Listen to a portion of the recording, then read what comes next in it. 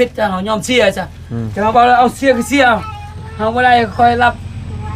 บจ้างงูเขาคอย ก็แนมเสียเมียเจ้ามาบอก ยังบ่จักหรือเมียแต่พอเท่าเบิ่งจะได้5 ล้าน เท่าเขาจะได้เงินน้ำเจ้าเนี่ยปั๊บไม้เจ้าเนาะ ปรับไม้เฮาจะเขาเอาเรื่องนี้เขาบ่ได้ผิดบ่ได้ตีดังได้เจ้าถามเบิ่งพอเลี้ยงพอยังพอแซงใจดีคงมีชาวดอกแคคือเขาตีแต่ว่าจะได้เงิน5 ล้านเอาละให้เลยบัดนี้ให้แล้วว่าครั้งที่2อีกเฮาปบนี่จักเขาสงสารอยู่ไหนพอเฮาปบเฮาลงอยู่ตารางเฮือนเฮาเว้ากับเฮาเสียงกับพอเลี้ยงครับพอแซงแล้วเขาก็ลงมาจากพังเขาเว้าใหญ่เลยหั่นแล้วพอขึ้นอีกขึ้นเฮาว่านี่นะได้ยังคือเก่าบ่แล้วว่าเดี๋ยวนี้รับรุดพรอีก2 ล้านรุด2 ล้าน2 ล้าน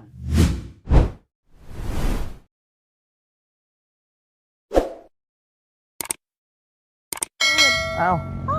มันใส่ระบบเปิดยิงผามือสิเด้เนาะเอ้าพี่น้องเอ้ยพอดีตั้งน้องเลี้ยง ขามมาเนาะขาเปมาอยู่เป็นยังขามันเจ็บ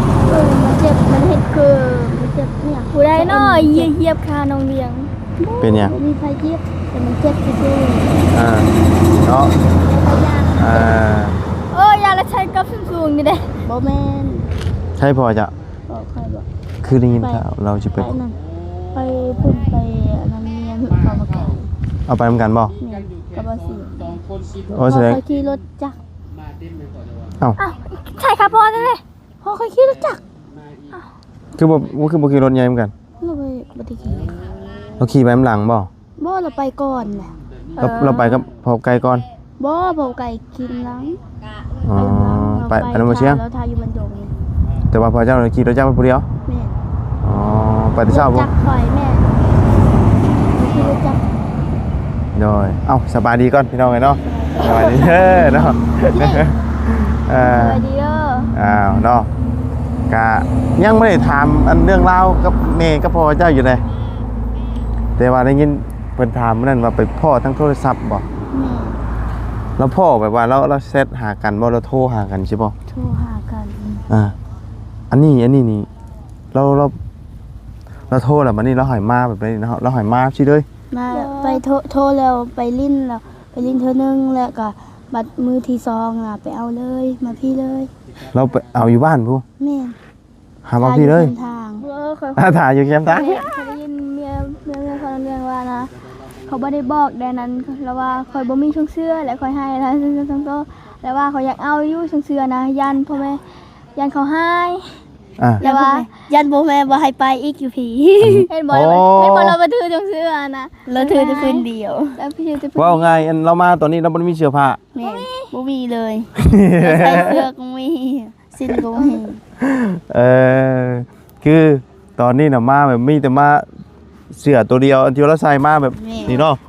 ถ้าเรายังให้ก็ถ้าอยากขึ้นนะย่านเขาพูดเด้เวลามาพี่คือย่านพ่อแม่พ่อยมาบ่โดยเนาะเราก็เป็นผู้สาวแบบอันนี้จะบอกหรือว่าเราเคยมีลูกมีผัวแล้วมีแล้วฮะเยอะมีป่ะนี่เป็นแม่ห้างเราเป็นแม่ห้างลูกนึงสำนองจีดีค่ะว้าก็กวนบ่สำนองจีดีนั่นแหละนี่นะขันกว่าแล้วกว่านิดนึงก็อันซื้อเสร็จเราก็เป็นแม่ห้างคือกันมีพอน้องเลี้ยงก็เป็นพ่อห้างพ่อห้างลูก2มันพ่อเจ้าเนาะพี่ไสพ่อห้างลูก2มีอันลูก2จะบ่ได้อยู่นำกันนี่เอากระยาก็ขึ้นเสื้อเนี่ยโปว่าจังนะคนหน้าเฮาจิก็ขึ้นชื่อว่าพ่อห้างลูก2อยู่กับแม่ใหม่เจ้าผู้นั่นก็อันเพื่อนน้อยๆนั่นก็ได้ลูกนึงแล้วว่ะ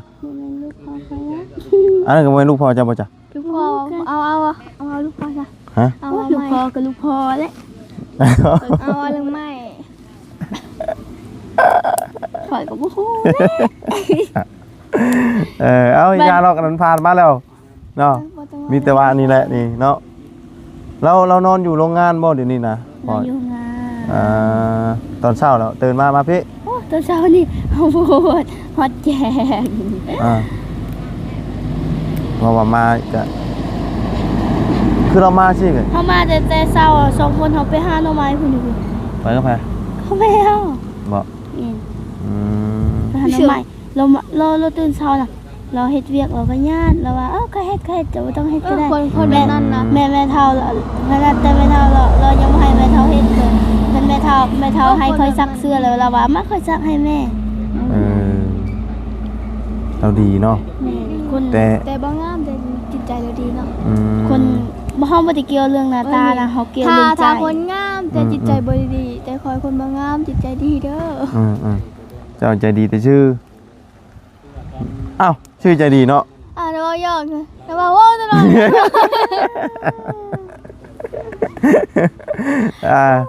เอาอันเรื่องอันว่าอันเพิ่นรู้หรือว่าเพิ่นมันหรือว่าใจเพิ่นดีนี่กะ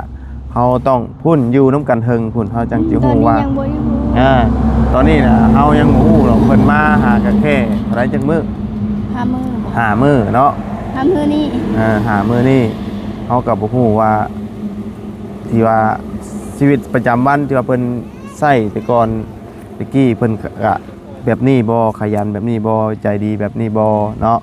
เฮาก็บ่ฮู้แต่ว่าฮู้แล้ว อ๋อ เราปะกันนะเนาะ หากันหัวนี่ ปะกันว่านี่เราว่า ไปมันก็บ่มีความ เราว่าเราบ่เอาแล้วเราว่าแต่ว่าพอเจ้าน่ะสิไปขอเมียมันบ่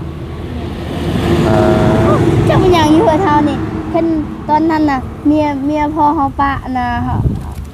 แม่บะไก่น่ะตอนนั้นมือเฮือนล่างคือกันแม่บะไก่มาพี่บัดพ่อค่อยเอาเมียใหม่อีก ปะมัน กับป้าไปพุ่นพอจะดีคือกันไปพุ่น จับมันหยังเนาะ คำว่าผู้หนึงมาผู้หนึงเอาผู้นี้ไปแล้วมันสิแบบชวนกันอยู่บ่ แม่นแบบนั้นแหละ โอ้เว้าง่ายคือ รายชื่อแล้วนะ เบิ่ง เห็นเมี พ่อย คันพ่อจะเอาเมียเนาะทั้งผู้แม่ใกล้นี่ก็สิเมื่อเฮือนหลัง แล้วพอเขายังบ่ทันเอาอยู่ตอนนั้นน่ะแล้วเมื่อก่อนแหละบัดพอเขาเอาแล้วเมื่อแล้วล่ะพอเขาเอา แล้วกลับมาอีก แม่นแต่พอค่อยและเมียพอค่อยปะพอค่อยน่ะเราก็มาพี่อันนั้นแหละกับผู้นี้ก็คือกันบัดพอค่อยมื้อนี้น่ะก็อยู่นี่เห็นพอค่อยบ่ได้เอาไปอยู่พี่นะเจ้ามันยังมันบ่ถึกฉลุกันจังเนาะ คือกันมันก็บ่ฮู้ เอาวะนี่กลับไปกลับมาอยู่เนาะตอนนี้ทั้งนี้ก็ปะกันทั้งนั้นก็เมื่อตามเมียทั้งนี้ก็จะไปขอเมียอยู่วะ แม่นตามตือเมียว่าจะเรียนนะก็ดอกก็ใส่ข่อยเอาผัวโอ้เจ้าดิ ใส่เรียกว่าคอยเป็นแม่ห้าง ข่อยไปหาลูกสาว ลูกซื่อๆเนาะ rồi nhàละเนาะชวนทั้งเมย์ใหม่เจ้านี่กะตอนนี้เพิ่นกะเวลาเฮ็ดเวียกเฮ็ดงานเพิ่นกะฮู้จักเนาะ เวลาแขกมาเฮือนเราถามตลอดกินแล้วบ่ข้าวแล้วเอาข้าว เราก็เป็นคนนิสัยดีเนาะแต่เรื่องหน้าตากะบ่ได้ว่าขี้ร้ายเราก็ทำนั่นแหละมนุษย์มนาเฮานี่แหละเนาะเอ้าไผสิคนขี้ร้ายกูนี่ยังหลาย คนกีฬา คนขี้ร้ายกว่านี้ก็ยังมี เราก็ ค บ่ น ได้ ขี้ เรา ร้ายแต่จิตใจดีกว่าพอ ดำกว่านี้ก็มีนี่ยังบ่ได้ดำ ขอให้ครอบครัวมีความสุขและขอให้พ่อกับแม่หักกันหักแพงกัน แล้วก็ดีใจแล้ว มันบ่เกี่ย ต ว อนนั้นเด้คอยบ่มีแม่เจ้ามีพ่อเพิ่น แท้ แม่เบิ่งนั่นเฮาสองคนนะ เบิ่งนะ ฮะ เบิ่ง ตอนนั้นน่ะจะดีน่ะ บ่มีพอ แม่นแล้ว เจ้ามีแม่ ตอนนั้นน่ะอันนั้นเราสลับกันนะตอนนั้นน่ะแม่จะดีเอาผัวใหม่แหละแม่จะดีก็มีพ่อกันซะ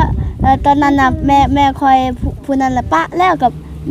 เมียพ่อคอย บัดนี้ เก่าเนี่ยเนาะ บัดนี้พอเจ้าเมียทั้งนี้ป้าอีก แม่น บัดนี้ถ้าทั้งนี้เอาผัวพอเจ้าก็สิป้าอีกนี่ แม่น เปลี่ยนกับเปลี่ยนกัน จักมันเป็นแบบไหนเนาะบุญมันก็บ่ได้อยากปะคือกันน่ะนี่บางเทื่อชุดนี้บางเทื่อโดน บางเทื่อชุดนี้อาจจะ โดน บ่คืออันที่ผ่านมาเนาะ แม่น แต่ตามที่ผ่านมานี่มันเป็นในนี่เนาะ เปลี่ยนมันเป็นแบบนี้ตลอดคอยลึกหนุ่งแบบไม่ได้ มันเป็นผู้นี้เอาแหละผู้นี้ปะผู้นี้เอาแหละผู้นี้ปะมันเป็นในนี่เนาะ บ่ใหญ่ๆเขาบ่ได้บ่ ยันมันเป็นนำผีบ่ บ่ยายเขาบ่ได้เฮ็ดนั้นบ่ได้สอบบ่ อ้าวนั่นน่ะเมียพอคอยผู้นั้นน่ะแล้วว่ะคอยบ่อยากอยู่แล้วเฮือนนี่คอยอยากนอนห้องแอร์คอยอยากมีผัวรวยคือน้องคอยน่ะว่าไปนะ อันผู้อันละปะนี่บ่ นี่ อันอยู่เพื่อนตัวหลังน้อยนี่เนาะ ขนาดพ่อเคยว่าเงินพอเคยเฮ็ดเวียกพอเคยปะอยู่ลาวหมดคอซื้อยาสูบ10,000ก็บ่ให้ แล้วเราเอาเมื่อมาเลยเงินน่ะพอเคยเฮ็ดเวียกน่ะ บ่ได้หยังเลย บ่ได้เลย แล้วพอแล้วเราว่าเลิกกันพอเขาว่าจะอยู่ใส่คอยก็อยู่นำโอ้แล้วว่าเจ้าอยู่บ่ได้ดอกนี้คอยบ่ได้อยู่นี่เด้ออันไปแล้วว่าเจ้าอยู่นี่ก็บ่มีอีหยังกินแล้วว่านั่นข้อยก็แล้วป้า น้อยเนาะตอนนี้นั่น แต่ผู้นี้เขายังบ่ฮู้ น้อยก็ยัง นั่นนะตอนนั้นที่แรกเขาก็เฮ็ดดี แบบ แต่ แบบว่าซักเสื้อผ้าหน้าแพ้นี่นะตินั่นก็ติ ผู้นั้นบ่ได้เคยซัก บ่เคยบ่ แต่บางทีตอนนั้นข่อยยังน้อยเพราะเคยซักเองเด้ไม่ค่อยนะบางทีก็หน้าเศร้าบางทีก็ไม่เท่า ใช่น้องเลี้ยงคอยนี่สักให้ ก็ชอบพอเคยแล้วเราซักเสื้อให้ข่อยส่งตอนนั้นแล้วข่อยยังน้อยจะดีดิบักตลก เนาะไปบ่มีหยังจะเว้าเนาะไปว่าตลกก็ได้เนาะเอามีเรื่องหยังจะเว้าเด้ เนาะนั่นแหละเนาะมันก็เปกอยู่ในเนาะผู้ดีมีเมียผู้ดีปะเพราะว่าคืออันพ่อแม่ใจะดีนี่ตอนนี้อันเราเอาผู้อันได้น้องใจะดีนี่กะปะกะตอนพ่อจะเอากับผู้นี้เนาะ อันนั้นพอเคยเอาคือเมียเราน่ะแม่จะดีท้อง ไก่สิคลอดแล้วตอนนั้นเลยก็ปะเลย ทั้งได้ปะก่อน ทางนี้ปะก้อนแล้วทางนั้นปะหลัง อ่า ปะหมด แล้วก็กลับมาเอาอีกนี่เนาะ นี่วัดแล้วนะผู้นี้เนี่ยแม่ลูกแม่จะดีง่ายแหละก็กลับไปข้อคืนดีพอจะดีก็ข้อคืนดีแหละแต่เขาได้แล้ววันนั้นพ่อเคยเอาเมียแล้วพ่อจะดีเมื่อป้า โดย เล เล่มาแล้ว มาแล้วขอคุยเรื่องแล้ว เมนบ่ เมนแล้ว เรามาเลยเฮ้ยพอไก่มาแล้วเมนบ่เบิ่งบ่ แม่พอไกล เอ้า พอไกลเลยเปิดเสียง เบอร์เสียงเมนได้นี่เบิ่งดู แม่ไก่มาบ่ เบิ่งก่อนรุ่นก่อนคำว่าเปิดออกมาเฮาจังเบิ่งเนาะ อุ้ย เฮ็ด เพิ่ม เฮ็ด เขาคิดเด้อว่ามีใครมาเด้อ ข่อยว่าบ่มีเนาะ ใช้เงิน เราบ่น่าสิ ใช้เงินเฮ้ยใช้เงิน ใช้เงินเนาะ อ้าวที่ฟันเก็บเนาะ เหมาะลายเนี่ยเอาจะว่าเหมาะลายเอา เบิ่งก่อนสิลงมาบ่ เหมาะลายใส่หมูคือโจรวันนี้นะ ใส่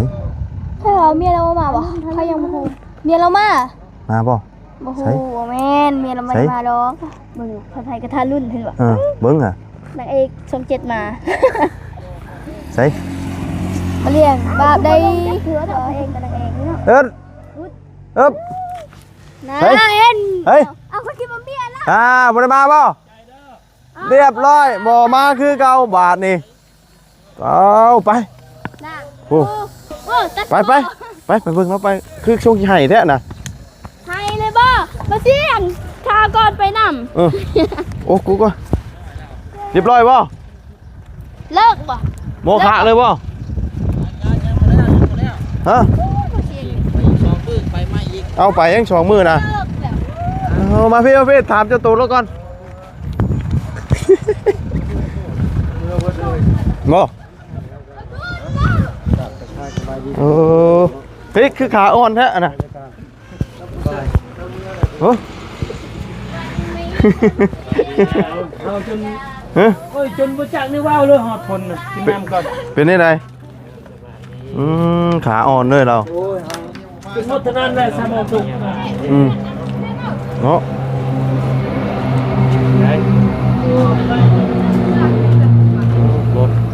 เอากินน้ำกินไนก่อนเนาะขาอ่อนเลย ขายกล้วยกันเด้อ ขายกล้วยป่ะเอาขายกล้วยก่อนเนาะยังมีกระจิกกระจายขายกล้วยเฉย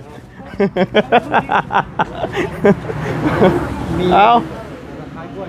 เอาก็สิเป็นหยังเนาะของแนวเราต้องมีแนวกินเด้บ่ค้าบ่ขายก็บ่ได้เด้เนาะเอ้ย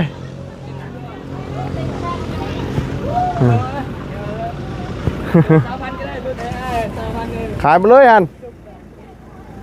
โอ้ โอ้ควรเราก็เป็นหน่วยใหญ่ หลายบ่เอาเบิดเลยบ่เอาขึ้นเนาะ โอ้ยเอาขึ้นเด้อโอ้ ไปขาย เบิดนี่ให้ 4 6จะไปบัดเดียว ฮะเท่าไรบ่เนี่ย 1,500คอน้ำเราเจ็ด เออ เดือ โอ้กล้วยแล้วพี่กล้วยชื่อได้กล้วยแล้วอะไร แต่ว่ามันก็อย่างเหี่ยวแล้วมันถึกเนี่ยโอ้นุกกันเกว่ะน่ะ ลูกข้างไก่แล้วแบบ แย่เลยมันชุบเลยสำนิน แล้ว เอาขึ้นซ้อนแล้วนี่เอา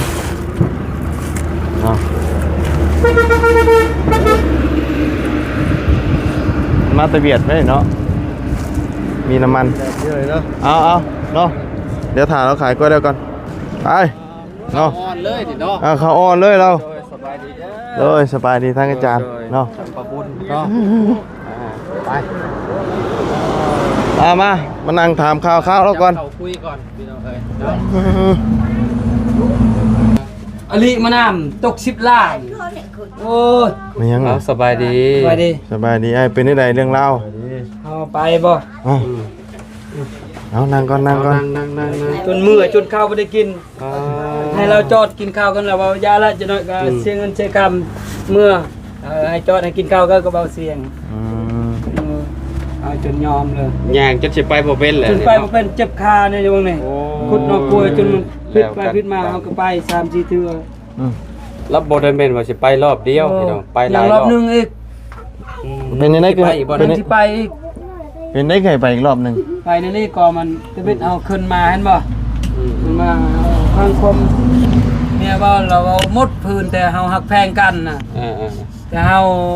เราว่าเรื่องผิดเฮาว่าแบบว่าเฮาเฮ็ดเวียกกับเมื่อเฮาให้ก็ให้หรือผิดต้องผิดกันแหละเมียกับผัวน่ะแต่เรากดหมดแต่ละปีแต่ผ่านมาเฮาเอาเมีย30 ปีเรากดหมดเลย แต่เฮาบ่อยากเว้ายาวอะเฮาทำให้เบิ่งหมดเมียเฮาเว้าแต่ละปีน่ะ2-3 ปีผิดน่ะ เรามาบ่เลย เราเริ่ม หม ผิ ด ด เล มาย แล้วหมดแล้วเราพอแล้วว่าพอเท่าว่าหมดบ่ลูกหมดแล้วพอเท่าไปเว้าให้อายพอจอนกับพอแซงเอาแนวนั้นแหละลูกเฮาเว้าเจ้าเฮาเว้าเฮาบ่อยากเฮาเว้านี่เด้อนำเขาหมดทุกคนเฮาเว้าบ่อยากเว้าหลายอีกจักเมียถึกจักผัวบ่ถึกจักไผบ่ถึกเฮาบ่อยากเว้ายาวเฮาเว้าเฮาจะมือเฮาจะกลับเว้าถึกแล้วถึกเฮาครอบคำ1 2 คำ4 คำเฮาครอบหมดเฮาครอบเพชรนำเขาเฮาเว้าครอบเพชรเฮาบ่อยากเว้ายืนยาวมันยากยังสิเป็นครอบครัวนี่น่ะแต่วันนี้นะว่าเจ้าผิดมาเนาะ3-4 คำเนาะผิดใหญ่แล้วเนาะโดยผิดใหญ่ไอ้น้องเฮาว่าผิดใหญ่แล้วว่าเรานี่คือผิด5 ล้าน เลย พังเด้อแล้วว่าหมดทุกคนให้ไอ้น้องเฮาพังเด้อโอ้เฮาก็ตื่นแล้วบัดนี้บ่ได้ตีได้พัน5 ล้านหมู่ตัวหนึง ปั๊บใหม่บ่ จั น่ะ กหยังโดยจักประมาณจักหยังเขาจะได้5 ล้าน ปั๊บ ปั๊บ ไม้ ไม้ ที่ น่ะ แม่ ปั๊บไม้ เจ้า แต่เฮายังสมออยู่แล้วพังเราเว้าก่อนยังบ่ชุดเราเว้าประมาณ5 ล้านหมู่ตัวหนึง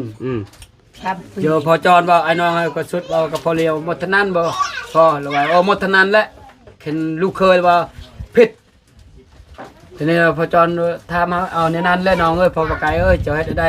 ความผิดเหรอถามว่าในนี้ว่าเอาพอจอนกับพอเลี้ยงเอ้ยพอแซงเขาบ่อยากบ่ลายเขายอมผิดในนั้นก็เฮาบ่มีเขาเว้าเมียเห็นแล้วมีบ่มีก็แนวตีเฮาพันแค่นี้เฮาเว้าจะได้4-5 ล้านเป็นเงินก็เงินลูกเราเองเฮาเว้า หมูกับหมูลูกเด้งก็กินเขาไปว่ากินศีลกินขาก็กินลูกตัวเองแหละเนาะเขาบอกนี่เราก็บ่พังแล้วบัดนี้เขาบอกเขาบ่มี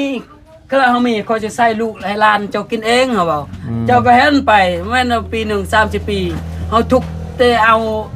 แต่เป็นสาวเขาบอกเจ้าเห็นลูกเขาจะไปได้ยังลูกเพื่อนสารเขาบอกนำผู้เฒ่าเขาบอกเขาจะมีหยังที่ใดสำนันเขาบอกเขาบ่มีเขาบอกเราก็ลงออกเขาก็ให้เรานี่ให้เราก็อยู่เฮือนแหละ นี่ล่ะไอ้น้องเฮาเว้าอีกค่อยเว้าเลยน้องเลยเฮาเว้าบ่จัดหรือเว้าเฮาผิดบ่ผิดเฮาอยากเว้ายาวยันคือเว้ายาวแล้วมีแต่ซอกันเด้ผู้นึงถึกผู้นึงเฮาเว้ายอมผิดจ้ะเฮายอมเสียจ้ะจะมาเว้าแล้วเอาเสียก็เสียเฮาบ่ได้ค่อยรับจ้างหมู่เฮาขอ แล้วก็แนมเสียเมียเจ้ามาบ่ ยังบ่จักหรือเมียแต่พอเฒ่าเบิ่งจะได้5 พ่อ ล้าน เฒ่าจะได้เงินนำเจ้าเนี่ยปรับไหมเจ้าเนาะ ปรับไม้เฮาจะเฮาเว้าเรื่องนี้เฮาบ่ได้ผิดบ่ได้ตีดังใดเจ้าถามเบิ่งพอเลี้ยงพอยังพอแซงใจดีคงมีชาวดอกแคคือเขาตีแต่ว่าจะได้เงิน5 ล้านเอาละให้เลยบัดนี้ให้แล้วว่าครั้งที่2อีกเฮาปบนี่จักเขาสำสารอยู่ไหนพอเฮาปบเฮาลงอยู่ตารางเฮือนเฮาเว้ากับเฮาเสียงกับพอเลี้ยงกับพอแซงแล้วเฮาก็ลงมาจากพังเขาเว้าใหญ่เลยหั่นแล้วพอเฮาขึ้นอีกขึ้นเฮาว่านี่นะได้ยังคือเก่าบ่แล้วว่าเดี๋ยวนี้รับรุดพออีก2 ล้านรุด2 ล้านโอ้2 ล้านโอ้ยเฮาจะมาจักเนื้อเบาอีกว่า2 ล้านเฮาขึ้นนี่บ่ได้ตีบ่ได้ผ่านเขาจะได้2 ล้านอีกเฮาก็บ่อยากสอนให้จะเป็นครอบเป็นครัวว่าให้สร้าง2 ล้านก็ให้พอแซ่ว่าครับมีเงินบ่เงินเฮาขอก่อนพอประไกกับพอเรียงเราไอ้น้องกันเขาบอกเฮาเลยบ่อยากสอนเมียนำพ่อเฒ่าเขาสอกันจะได้เงินเงินเว้านั้นให้เลย2 ล้านให้เลยเขาว่ามื้อใดให้โอ้เขานัดอันนี้นะแบบว่าคือยังแล้วเขาบอกว่าเขากดดันเฮาแล้วโอ้เฮาจักแนวตอบเลยเฮาก็คิดว่าเฮาก็ยังจะทำอ้ายกับน้องเฮาก่อนเฮาบอกมื้อใดเฮาพอเฒ่าจะนัดเลยมื้อใดจะได้หรือจะออกมื้อนี้เลยอยู่เป็นก้อนเดียวนี้เลยซ้ำใส่กระดองเฮาคิดในใจว่ามันเป็นคายบ่คนบ่คายเขาบ่เอากระซื้อเขาบ่เอาเนาะบ่เนาะเฮาคิดเฮาก็ใจหายวันนี้หายเลยบ่ได้ตอนแรกนี่ละมื้อหายเลยบ่ยาก2 ล้านครับบ่ยากคือเจ้าจะได้หมดแต่ครอบครัวค่ามูลล้านเขาบ่ได้ค่อยค่ายของดินก็ดอกก็เสียเฮาหายพอตาก็เสียหมดลูกหลานเจ้าผู้ละล้านจนนับรถนั่นน่ะสิผิดกันเราจ่ายหมดเลยจันคอยบ่ให้2 ล้านเขาบ่ได้ตอนแรกมื้ออื่นเขาบ่ได้ไปส่งให้ไอ้น้องเขาไปส่ง2 คนหลักการคือข้าวคือกันก็ให้อยู่เฮือนหมดนี่ยากันจ้ะยากันเอาเบาจะได้แล้วชอกันแล้วบ่นี่พอเฒ่าไปบ่พอใจนำเฮานี่นะเขาหน้าเงินเว้านั้นเจ้าโอ้ว่าแต่เฮาไปขอนำเมียเฮาอีกอยู่ตารางนั่นแหละเมียเจ้าเฮ็ดอันไหนเจ้าม่วนบ่เราจะเอาเงิน10นี่เป็น2 ล้าน10 ล้าน20 ล้านเฮาก็เลี้ยงครอบครัวเฮาอีกก็อะไรเงินจังนั้นน่ะบ่จักเฮาเว้าเฮือนเฮาก็เว้าตรงๆแล้วเฮาอยู่ตารางเขาอยู่บ่จักเฮือนชุมเจ้านี่ชุมเจ้ากลุ่มเจ้านี่แบบกลุ่มเฮานี่บ่เคยกินเงินลูกเคยนั่นเฮากินเงินกินบ่ม่วนแล้วผู้อื่นก็ผิดกะเฮาก็เทื่อนึงเฮาปะ2 เทื่อเอาดำเทื่อดำนึงแบบกองเขาลักกล้วยเทื่อนึงก็เฮาปะ2 เทื่อแล้วจับเอาปะไม้เทื่อนึงเฮาปะแล้วก็ยอมครอบแล้วซ้ำเขาให้เงินแล้วก็ครอบเฮาบอกผู้ตาว่าครอบนี่กลัวเขาให้เงินแล้วไอ้น้องเฮามาหมดแล้วเฮาบอกจะได้เงินจะกินเงินมันหมดใจมันยังบ่หมดเฮาบอกอ้าวพอแล้วว่าโอ้ยนั่นได้ก็บ่ได้แหละเราเสียเชียวเมียบ่ยอมแล้วยาก็ยาบ่ยาก็ยายาเราเมื่อบัดนี้เฮาเมื่อหมดเท่านั้น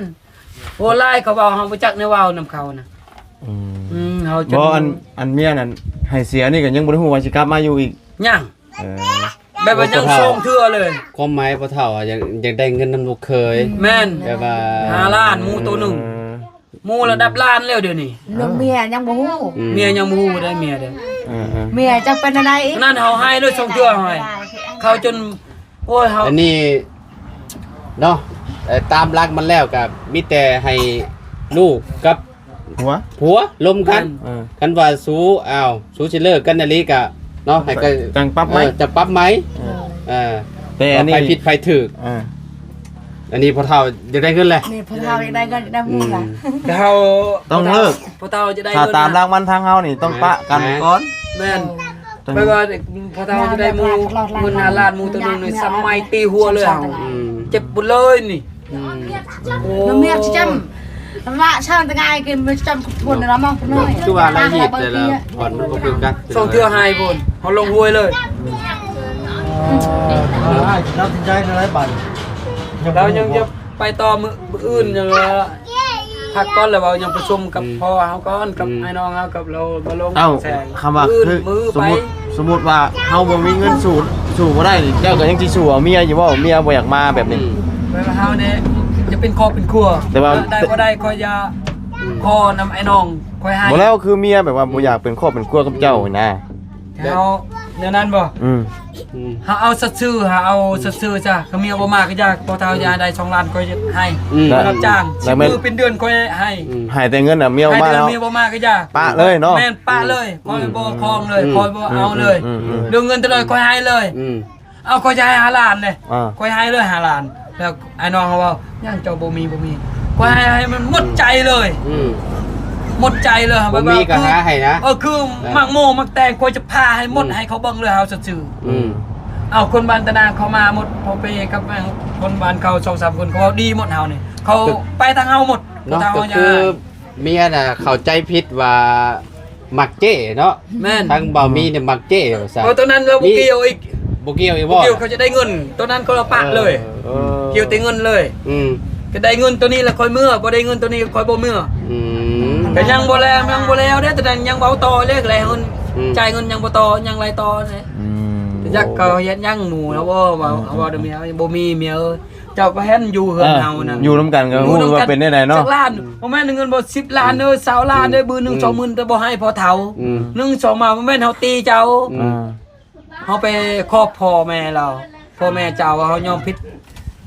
ลูกเจ้าเฮาตีออกเลือดออกผมแน่ คือแบบ นี่เจ้า เนาะ ไปเห็นเรือนชาญนี่ทุกข์ยากเจ้าจะได้โซสลาเฮาจะมีหยังเงินก็ฮู้อยู่กันเนาะ กินเงินเจ้าฮู้เลยจักล้านอืม ยังล้าน1 2ล้านขายแม่นเฮาก็ซื้อส่งเสื้อเพื่อเจ็บเพื่อขายลูกเมียเจ้าไผจะใส่เจ้ามันเฮาไปอยู่นำพ่อแม่เงินพ่อแม่เด้มาส่งเฮายังอยู่ไปนี่เฮาอยู่แยกเลย อืม แต่คือจิตใจเฮาคอยจะซื่อๆนี่พอเท่าให้คอยจะให้ก็คอยรับจ้างหมู่มันยังคอยจำส่วนจำจ้างจ่ายรถแม่เฒ่าเขาว่าโอ้เจ้าง่ายจะพอเท่าเจ้าไปอยากสอบอยากคอเลยเฮาเจ็บใจอยากคอได้จำได้ก็ได้จุดนี้เราไม่พอเท่าเอานี่อีกคอยมาเอาอีกหมู่เอาเงิน2ล้านอีกคอยก็เว้าทั้งพอเท่าจะคอยซื้อให้รถหมู่คอยจะให้พอเท่าก็ซื้อรถหมู่แล้วว่าอยากอีกหมู่ยันบนเทือนเราอายเด้หมู่เฮ็ดยังอีกหมู่เอาเนี่ยเขาว่าบ่เอาอีกหมู่เอาแต่เงิน มันเทคตีกันสิมันว่าจำ อันนี้เขาอายแล้วเขาเห็นน่ะจะได้เงินนำลูกเคยไปก็งงโบเสียก็งงว่าเขาจะได้ดีเนี่ยนี่ก็ลูกเคยบ่ได้คละได้แหละเขาเท่าแหละเขาจะได้เงินไปบางเทื่อก็เขาบ่ได้เงินซื้อข้าวกินเขาจะได้ข้าวกินจะได้ของกินมาก็เขาซื้อของกินก็ซ้ำเงินได้ลูกให้ได้คนเดียวให้กินน้ำกินน้ำอีกเมื่อไปตามๆแต่ละมื้อเขาไปได้ก็ให้คนบ่มีใครป่วยแต่ละตามๆ150 60ก็ตามให้ตามที่เฮามี ตามเฮามีเฮาบ่มีเราบ่ว่าหยังแต่คนเฮาจะได้แบบนั้นแต่เขาบ่อยากไอ้คนเฮาวิ่งจะได้เงินกล้าบ่ไปเฮือนไอ้น้องบ่ลูกเคยเขาจักเขาเฮาในจุกกุมหน้ารถกินเงินเนาะแต่เฮาบ่อยากคอยให้คอยยอมให้รถเดี๋ยวเมียมายังบ่จักเด้โอ้ คิดว่าสิมีข่าวดีมื้อนี้อันทางบ่มีมันเป็นนำเมียมาพี่น้องแต่ว่าก็กลับมาอีหยังแบบบ่มีเมียมาทำพี่น้องเนาะเราก็ได้ เอาจนให้3-4เทื่อให้พุ่นลงแต่รถก็ให้สมาบ่มีแบบเฮาผู้เดียวซะแบบเครื่องแบบค้าขายเขาทางเอาโลดได้บ่ได้ก็อยากเขาจะเอาเงินนำเจ้าโลดบ่คิดก็ลูกเคยใส่ตัวเองท้องตัวเองเงินบ่นี่เขาจะได้เงินเนาะ แต่ว่าเมียเจ้านี่ก็แบบว่าไปทั้งพ่อมาแล้วเนาะ แม่นไปทางนั้นก็บ่ได้ไปทางนั้นพอบ่ได้ค่าไปแล้ว เพราะว่าจัง มันก็อยู่นำเมียเราหั่นแหละ อยู่เมียเรานี่นะ ว่านั่นแหละก็ขึ้นน้ำเมีย แม่นขึ้นนำเมียถ้า ถ้า เมีย ถ้า บอก ถ้าตามจริงเมียมาแบบว่าโดยดีกับบ่ได้เสีย มันก็บ่ได้มีปัญหา บ่มีปัญหา แต่มื้อนั้นให้ไปส่งเมียเฮาบ่เมียเฮาปะเครื่องสะทรายบอนปูนอนนั่นบ่